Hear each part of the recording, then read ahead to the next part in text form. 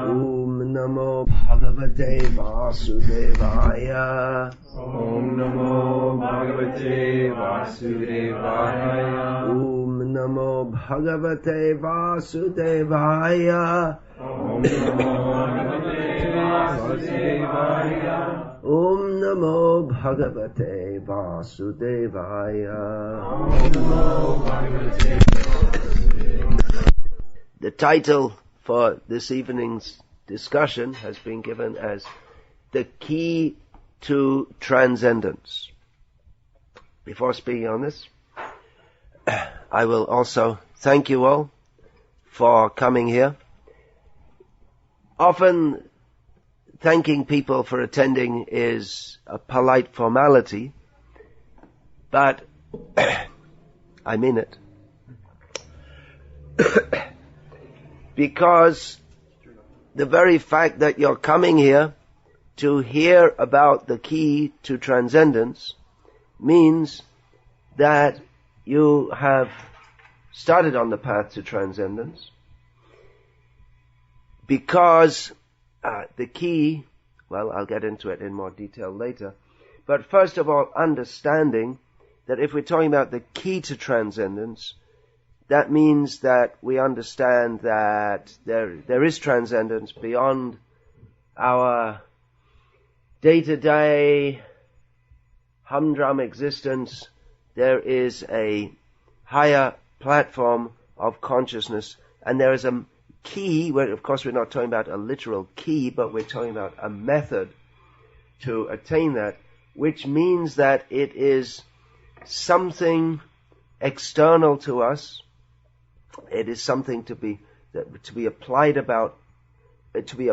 our life, and it is something we need to learn about. So the very fact that you're coming here and listening means that you're making the first step, because it's an admission that we're not on the transcendental platform. It's something that we need to attain, and that we need to learn how to attain that. Now, myself speaking about this, it might seem that I'm sitting on a high, not literally, but taking a high platform and saying, well, I know and you don't, so I'm a hell of a lot better than you. But it's not like that. I consider myself very fortunate to have the unwarranted mercy of my spiritual master, who very kindly taught the ancient system of attaining transcendence. Ancient means that it's authorized, time-tested. It's not like in modern life where we think that something which is new is always better. The latest car, the latest iPod, iPad, whatever, this, that, and the other. It must be better than previously. But we're talking about eternal principles, eternal knowledge, that which doesn't change, that which doesn't need to change. It's already completely perfect, and in all generations, that knowledge is applicable. So, first of all, what do we mean by transcendence? What is the meaning of this term? There may be different people have different ideas about this. I'm going to speak about Krishna's idea. Krishna is accepted in the culture of transcendence. I'm talking about India's culture, that culture which focuses on transcendence as Paramam Purusham Divyam, which means in English that can be rendered as the Supreme Personality of Godhead, and as Yogeshvara, or the master of all systems of yoga. So what Krishna speaks in Bhagavad Gita is accepted by generations of persons who are very serious about transcendence, because when we're talking about the key, we're talking about a methodology. It's not, the key is gives the idea of a simple process. You stick it in the lock and you turn it. But we as complex beings, we're not so simple that just simply put a key in a lock and put a key in and change everything like that. We're very, very complex beings. So Krishna is accepted as the master of yoga by generations of perfect persons, and his teachings in Bhagavad Gita are the essence of knowledge about transcendence. So that's another key, or another factor in the key to transcendence, is knowledge of transcendence. First of all, we have to know what transcendence means. What do we mean when we say transcendence? We may imagine this or speculate about that, but in Bhagavad Gita, which is the summary of all knowledge, it's the summary of all the Vedas. Veda means vidya, which means knowledge.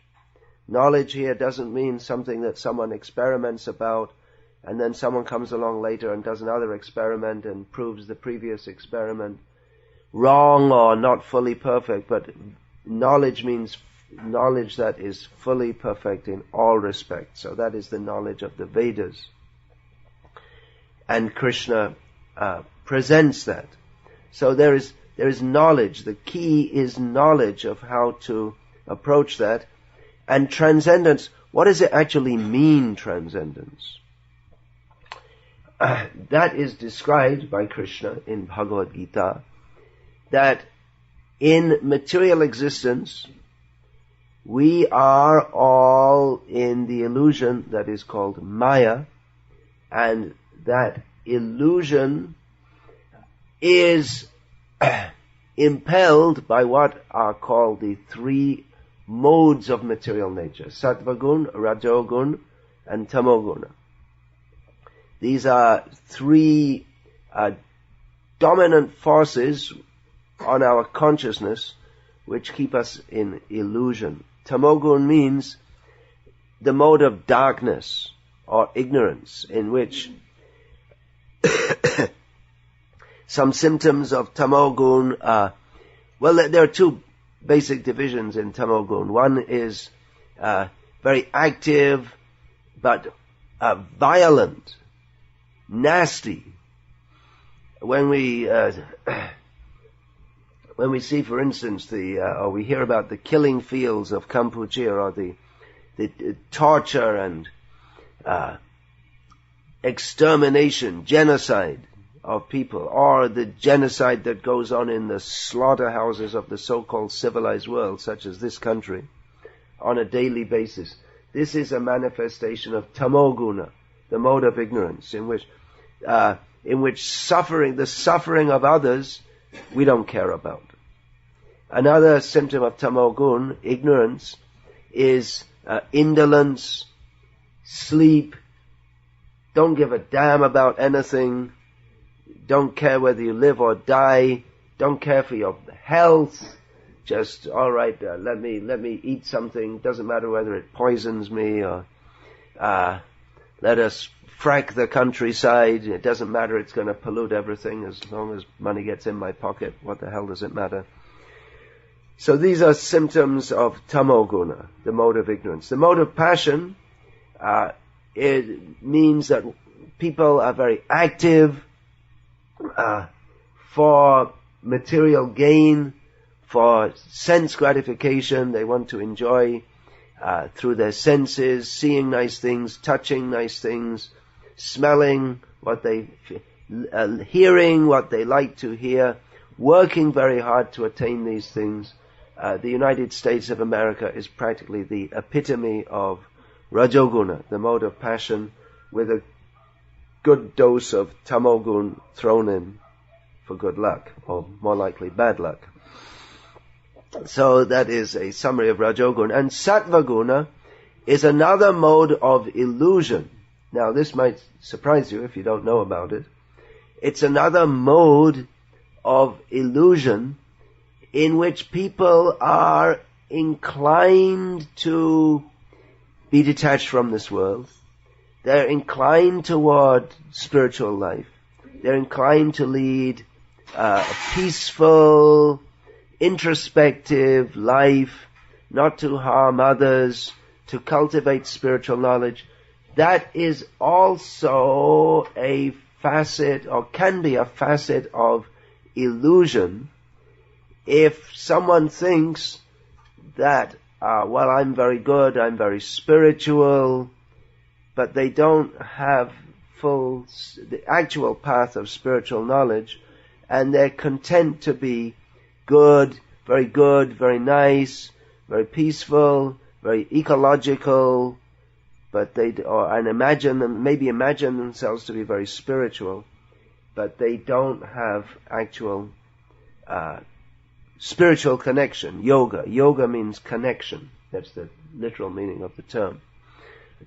And in the spiritual context, it means to link with the Supreme by the process of yoga is meant for linking with the Supreme.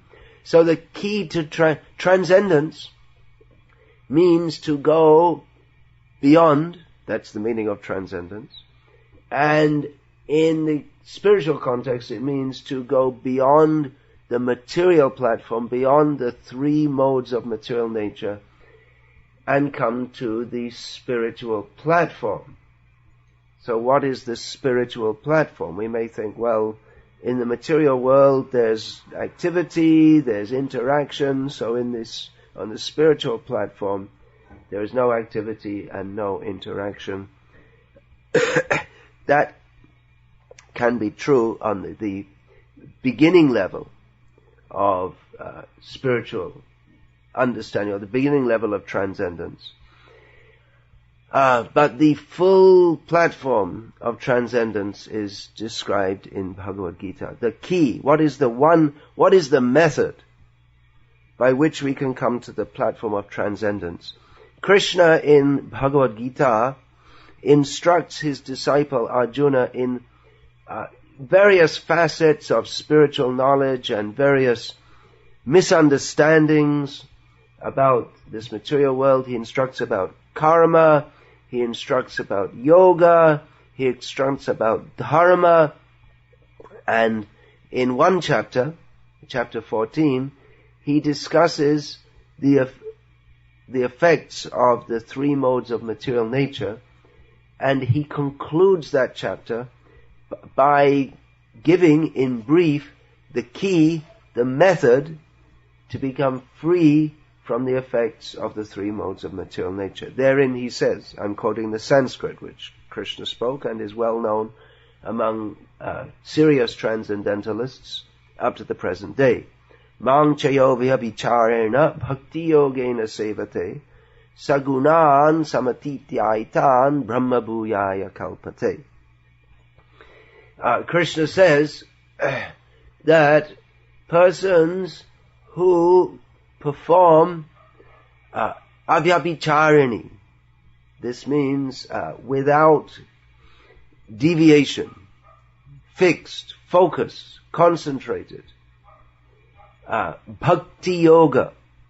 You've probably heard these terms, bhakti and yoga. Those who perform undeviating bhakti yoga unto myself, Krishna says, such a person, sagunan, he becomes free, sagunan samatityayan. This literally means he becomes transcendental to the modes of nature and attains to the transcendental position. So this is the key to transcendence is bhakti yoga. There are other processes of yoga which are discussed in Bhagavad Gita. Bhagavad Gita is a yoga shastra. It is Shastra means authoritative spiritual knowledge. There are various shastras, dharma shastras. They instruct us how to live and act in this world in a moral way, more than moral, in a manner that is moral and in harmony with in harmony with the purpose of the universe. So Bhagavad Gita is a yoga shastra. it teaches us, Krishna teaches us about yoga. So in Bhagavad Gita, Krishna speaks about karma yoga, the yoga of living in this world and acting in this world for the sake of upliftment. Of course, everyone who lives in this world acts in this world, but karma yoga means to act in a particular way for the sake of upliftment. Jnana yoga means to concentrate on knowledge of, specifically knowledge of transcendence, and in this way try to become free from the effects of illusion. So this is very important. Why should we even want to be transcendent? Why? What's in it? What's the great thing? Well, as Krishna describes in Bhagavad Gita, and actually any discerning person can understand this, this world is miserable. Notwithstanding the more or less pleasant climate in California and the what is called the high standard of living, people are miserable, in case you hadn't noticed. And the attempt to become free from misery is the whole activity of everyone in this material world, not only humans, but all living beings. If we examine, we can see that not only humans, but every living beings, including the plants, everything they do at every moment, they do for the sake of maximizing their happiness and minimizing any forms of distress. But, however much we try, we have to suffer in this material world. And Krishna points out, Janma, Mrityu, Jara, Vyadhi, Dukkha. There are 4 kinds of distress that we have to suffer. We cannot avoid it, even if we've got all the money, we want to be happy and healthy body and good looks and everything that anyone might desire, but we have to undergo birth, death, old age and disease. We might not undergo old age, we might die young, but that doesn't mean we're any better. But certainly in other lives we're going to, and disease no one can avoid, even from minor ailments such as the cold, cough and raspy voice that I'm presently undergoing, to much more serious diseases. And undoubtedly everyone present here has suffered disease and will suffer disease. And this will go on, life after life after life, suffering in various ways. So the quest for transcendence is actually a symptom of intelligence. A person who is trying to be happy in this world is a fool. I'm not just saying that, but I'm saying it on the authority of Krishna, who states that in Bhagavad Gita, and actually it's a fact, that utkramantam stitang vapi bhunjanam vagunanvitam vimudha nanu pashyanti jnana chakshushaha. Krishna says that people who do not see how we are changing from body to body and how we are situated in our present bodies according to our previous karmic reactions. Actually, Krishna doesn't say they're fools, he says they're great fools, just to be more linguistically correct. They don't see this, but one jnana chakshusha, one who has the eye of knowledge, he sees. So jnana is an important word.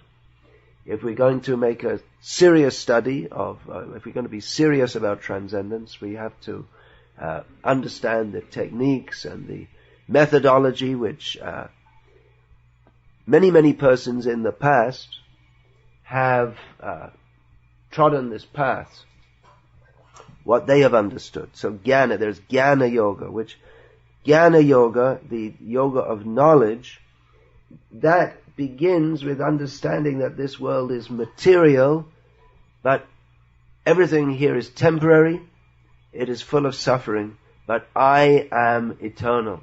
I am not meant for suffering. I am meant to be out of this situation, to transcend this situation.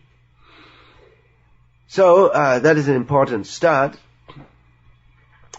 But Krishna says, Bhakti Yoga. By Bhakti, which means unflinching devotion to Krishna, one automatically transcends the three modes of material nature and comes to the spiritual position. So this is actually the key. If we're going to talk about the key to transcendence, if we're going to give one process, that is bhakti or bhakti yoga. Now, like so many other words in English or any other language, bhakti is a term that is often misunderstood, especially abstract terms or terms which describe any complex genre. So bhakti is an often misunderstood and misused term, and as it's entering the English language, now in the process of entering the English language, as the words karma and yoga, for instance, have entered the English language during my lifetime. And when I was born, those words weren't in any English dictionary. Now they are. So now the term bhakti is entering. And like the words karma and yoga, the word bhakti is being misunderstood. But it's not just Sanskrit terms that are misunderstood. Practically all the abstract terms are misunderstood. Just like the word love is misunderstood, the term compassion is generally misunderstood and misapplied. The word intelligence is often misunderstood and misapplied. So bhakti, in the definition which Krishna gives to it, and which the great acharyas or spiritual teachers, spiritual guides, spiritual masters have understood, bhakti means unflinching devotion to Krishna, understanding Krishna to be the supremely transcendent, loving person, and that we are his eternal subordinates, servants in a loving relationship. And this, for many people, is a put-off. Oh, I'm a servant of someone superior to me. Many people, that's just, from the beginning, they just can't accept this. But then, we can't be transcendent. If we don't accept the method, then we can't be transcendent. I'm going to sidetrack from the general line here.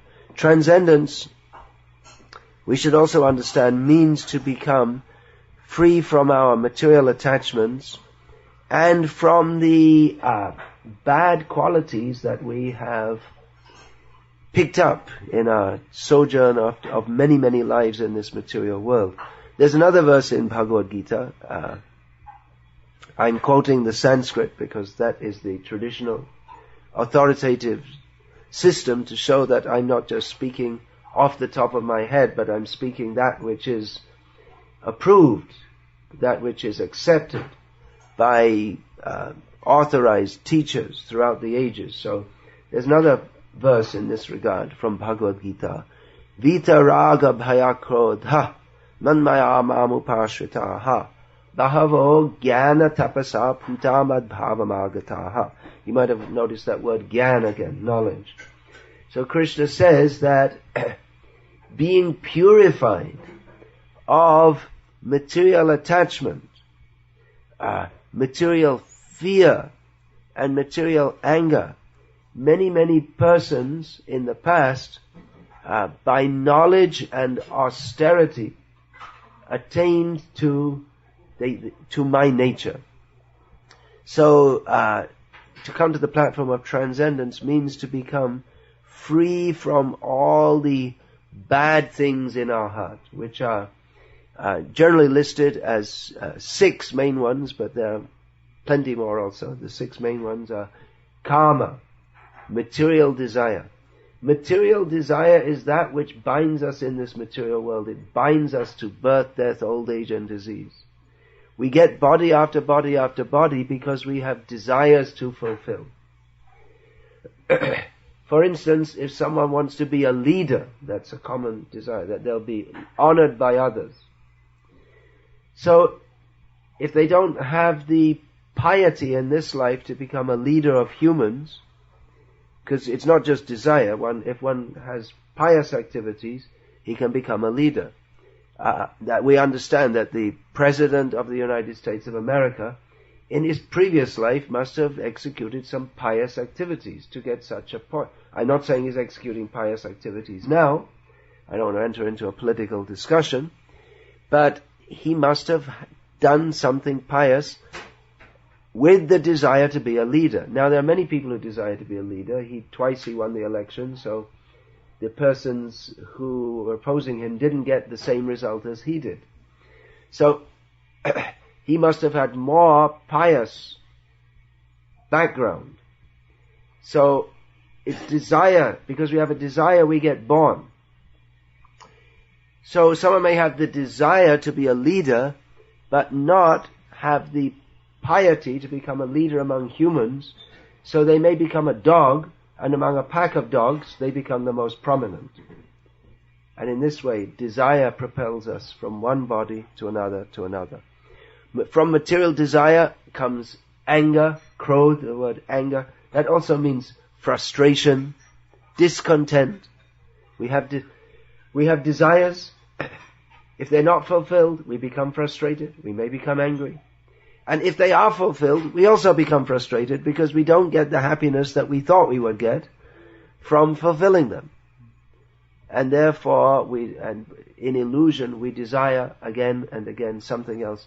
I desire to have a big house. I got it. I'm not happy. Okay, let me get another big house. And bigger. And I desire to have a nice car. Then I would a bigger car, a better car. And it goes on and on and on and on and on. So kam, krodh, lobh, greed, to surround myself with material objects, to get more and more and more. Kam, krodh, lobh, moha, illusion, mada, pride, to think I'm so great, I'm so wonderful. And irsha, hingsa, matsarya, envy of others. So this all binds us in the material world. Krishna says that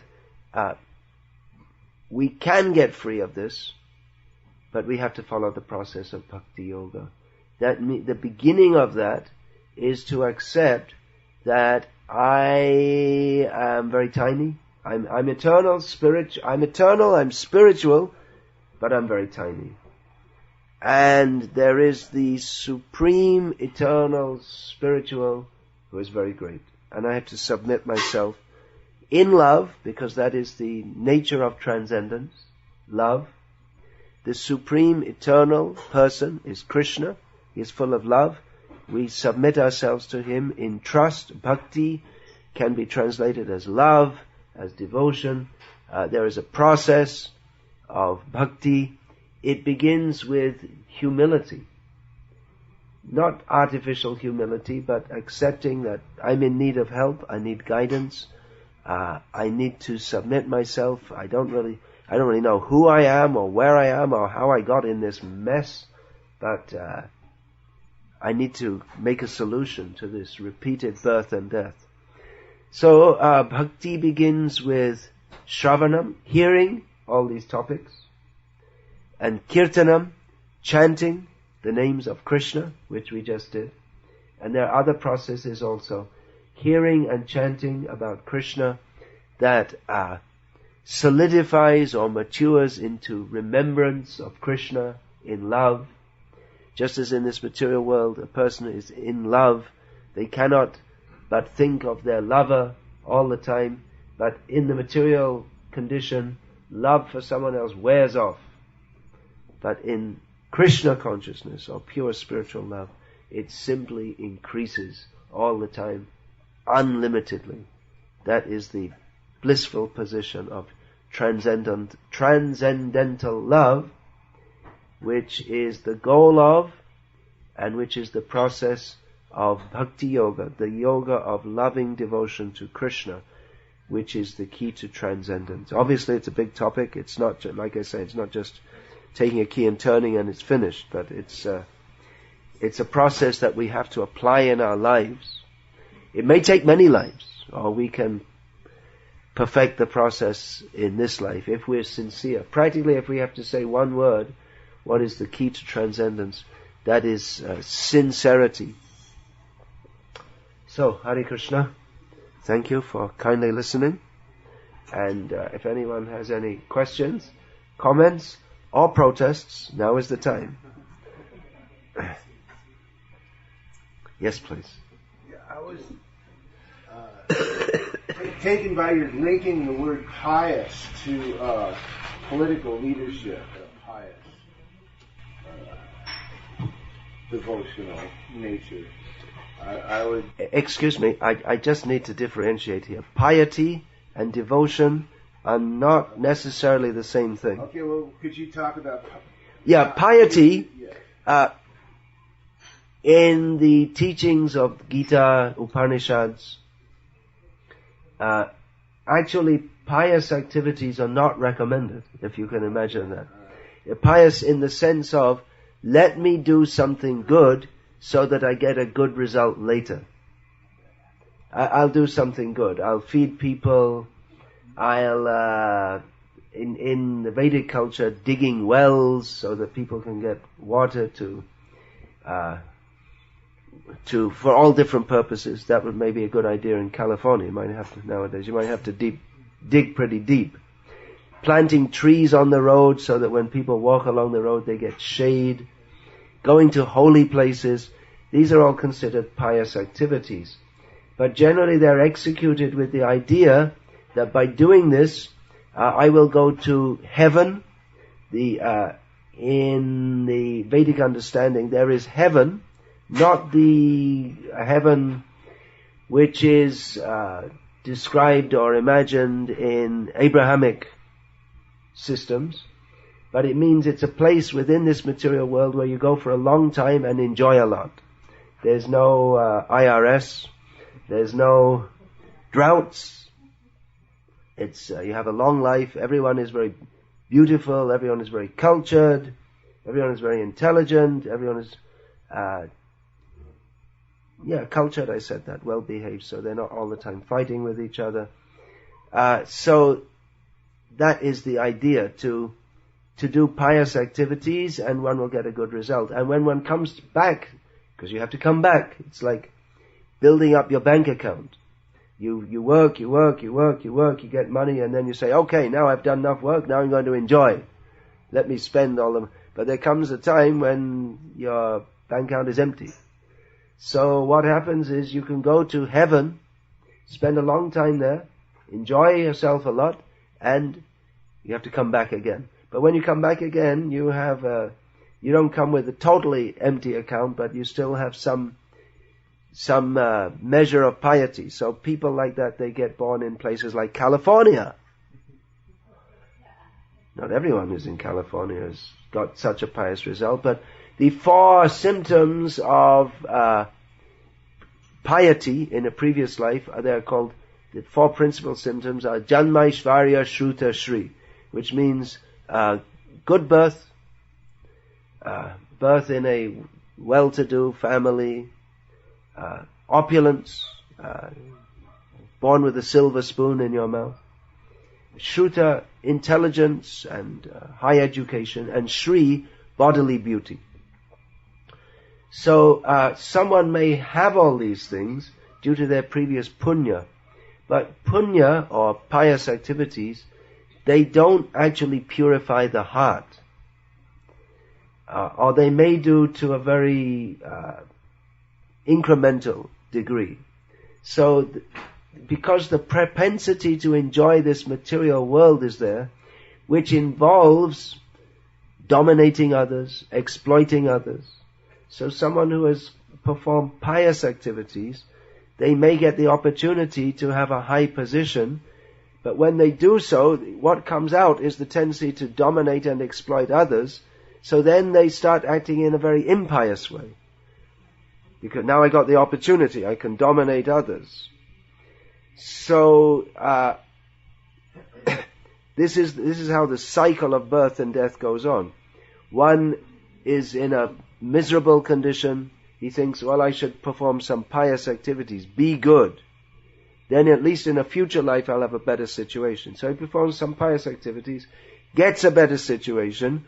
When he's in a position to dominate, he thinks, oh, okay, now I am on top of others. He acts impiously, he performs sinful activities, and he goes down again to a miserable condition. And this way it goes on and on and on and on. But transcendence means to see I'm caught in this cycle and to cut out of it. To cut out of pious and impious activities. That doesn't mean that one stops acting, but one has to act on the transcendental platform, which means in its ultimate manifestation to serve Krishna with love. So that's that in brief.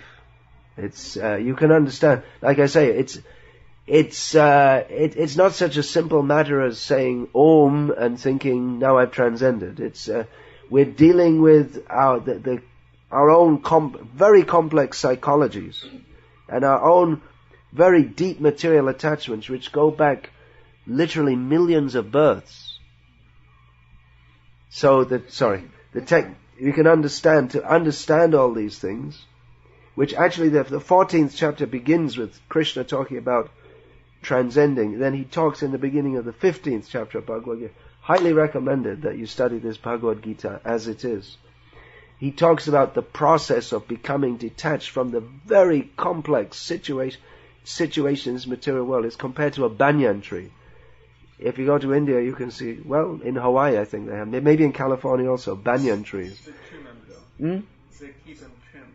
They keep them trimmed, yeah, but a banyan tree can spread over literally acres, and you can't tell where did it begin, because it starts and then it's unique in as much as from a branch comes down a branch which goes in the ground, and then that becomes a trunk. And one tree is like a forest. And you can't understand where it begins, where it ends. And it's extremely complex. So Krishna says, take the sword of detachment and knowledge and cut it.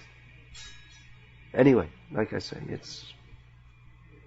it's somewhat complex. But the simple process is simply to devote ourselves to Krishna. I just was kind of asking about the mode of goodness. Isn't it said that in order to actually begin the process, one at least has to reach the mode of goodness? Yes, yes. Yourself from the mode of yes, goodness. Generally the mode of goodness is, The mode of goodness, what are the symptoms of mode of goodness? Cleanliness, truthfulness, yes. austerity. And without that, you can't really launch yourself. Yeah, thank you very much for the clarification. The mode of goodness, Sattva Gun, as Krishna describes in Bhagavad Gita, it can be binding, but it can be also the platform on which one embarks on the process of transcendence. So it depends a lot on how we take it.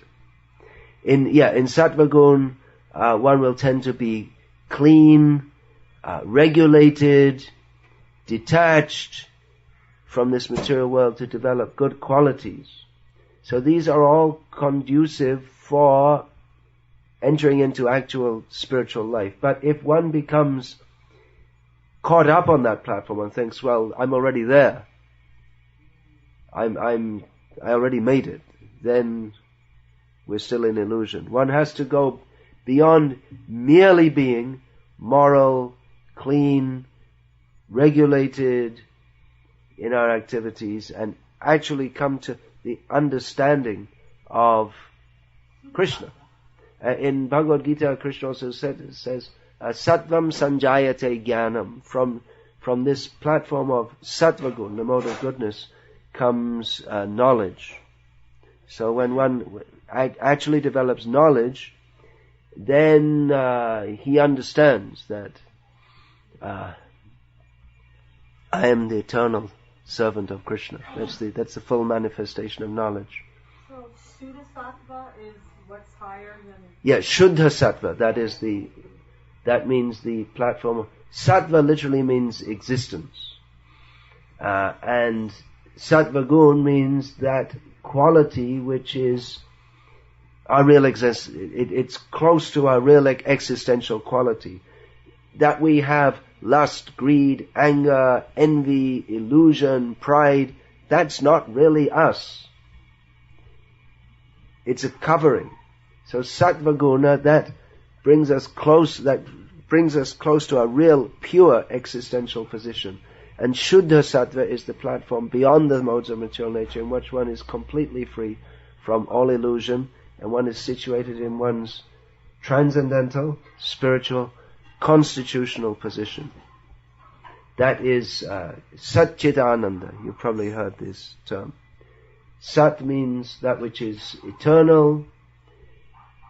Chit means full consciousness, clear consciousness. And Ananda means spiritual bliss, full bliss. So that's what we're really meant to be like. Yeah. One more. I think you should come here. You have many things to clarify.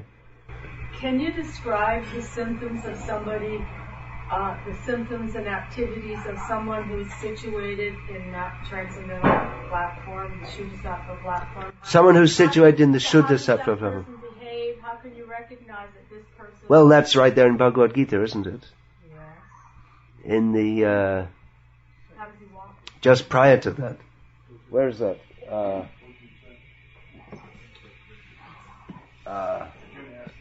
Amanit vamma dambit vamma hingsak shanti rajavam, etc. It's also there in Nectar Devotions. Well, yeah. Krishna, in the Bhagavad Gita, Krishna gives the general sense. Interestingly, the first two qualities are amanit vamma dambit vam, which are almost synonyms. And that's in the 13th chapter. This is in the 14th chapter. Yeah, this specifically. There's a series of 4 verses. I'm just going to give the English translation. The conclusion of it all, Gunatita sa uchate. Such a person is beyond the modes of nature. He who does not hate illumination, attachment and delusion when they are present, nor longs for them when they disappear. This is very interesting.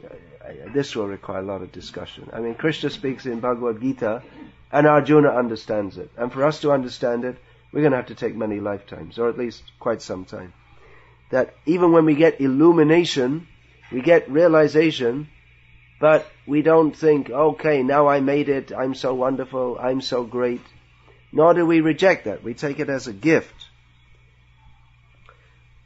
Who is seated like one unconcerned, being situated beyond the modes of nature, beyond the reactions of the modes of nature, who remains firm, knowing that the modes alone are active. This is very important because in our life there are so many things that happen to us which we can't avoid. Just like to give another very mundane example. I presently have a cold. I didn't want it. I can't stop it. It's there. Okay, go on with it. Just don't get hung up on it. And that's easy with a cold. Maybe not so easy with cancer. That doesn't mean don't try to treat it, but you understand that material nature is acting on my body. I am a spirit soul. I am transcendent to this. This cold or this cancer, it's not me. It's just the body. It's the modes of nature working. Who regards alike pleasure and pain. Well, let's see. If we're transcendent. If pleasure and pain we take to be the same. mentioned in Bhagavad Gita is Janak Maharaj as an example of a perfect karma yogi. So the example given about him is that in both material pleasure and material pain he was completely unaffected. The example was given, he could have one hand in fire, that's painful, and the other hand on the breast of a woman, that's pleasure. Material pain and material pleasure. But in either circumstance, he's unaffected. Not so easy, is it? We shouldn't prematurely consider that we are... Don't go home and try. Don't do it here either, we'll get sued. I might get sued.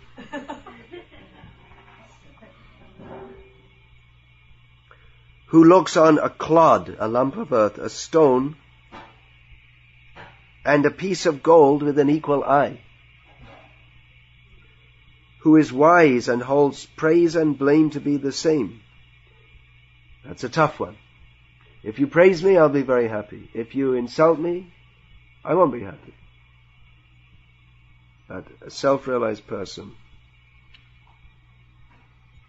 takes them to be the same. Who is unchanged in honor, who treats friend and foe alike, who has abandoned all fruitive undertakings.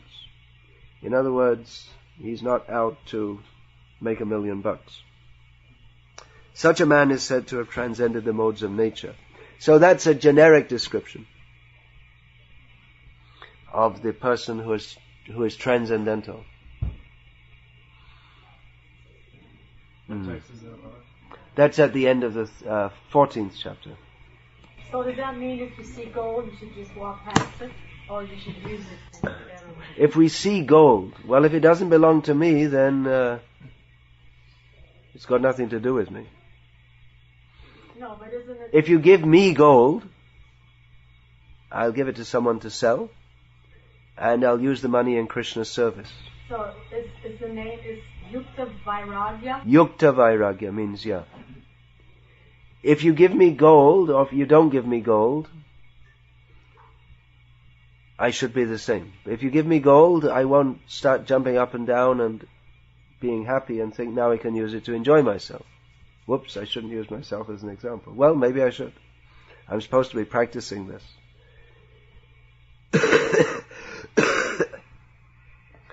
Yeah, we shouldn't be elated. If you give me $1 million, you're welcome to do so if you like.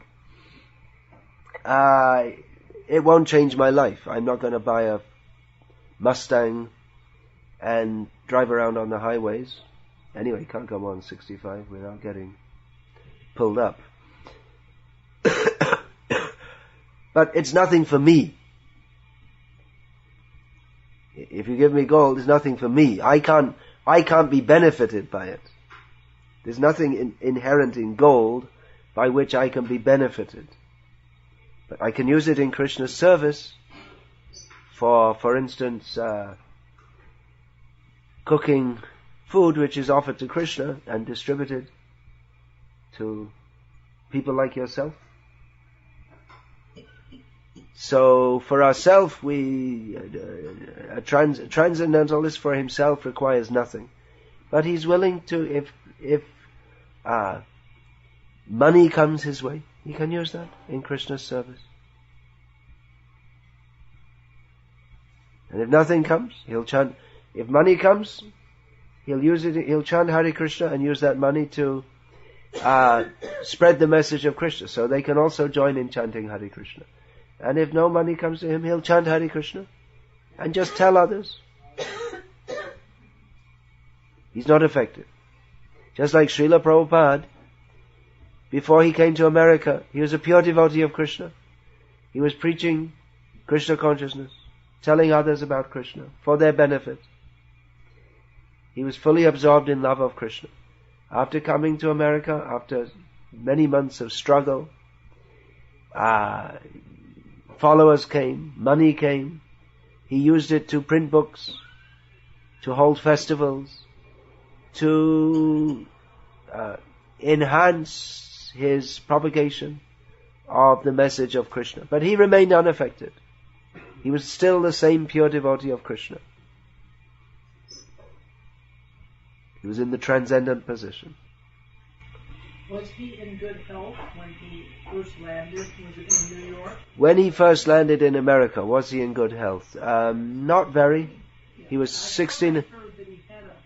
He was 69 years old, and at that age, unless one has been practicing a rigidly hatha yoga, you can't expect someone to be in very good health. So our aim of life is not to be in very good health. Physically, his health was not very good. Spiritually, he was in perfect health. So the apparent physical condition of a perfect bhakti yogi may not be very good. He's not attached to the body. In whatever condition he's in, he goes on serving Krishna. That is his perfection. Not having a very fit body is his perfection, but the fact that he uses his body in sickness or in health to serve Krishna, that is his perfection. So spiritually, he's transcended the lower, what would we call maybe the lower plane. That is the symptom of his transcendence, that in all circumstances he goes on serving Krishna without being affected by material happiness or distress or sickness or health or poverty or wealth, not being affected by wealth. He doesn't care. Well, he's eternally happy. He's eternally happy because he's eternally linked with Krishna, who is supremely happy. Beyond the physical. Beyond the physical. Yeah, beyond the false quest for happiness in this material world, which results in misery. So if we're talking about a key, but then I said that I've been saying that the keys may be a little more, maybe the analogy is not such a straightforward analogy, but because we are complex beings and the process of bhakti, it deals with us, so it's not just flicking a switch. But if there is one key in this modern age to transcendence, by modern, in Vedic terms that means for the last 5,000 years, modern. Because we know that time goes on a long time, and with all due respect or disrespect to Charles Darwin, and we understand that, well, time and human and life on this planet been going on a lot longer than they might teach you in the college and university.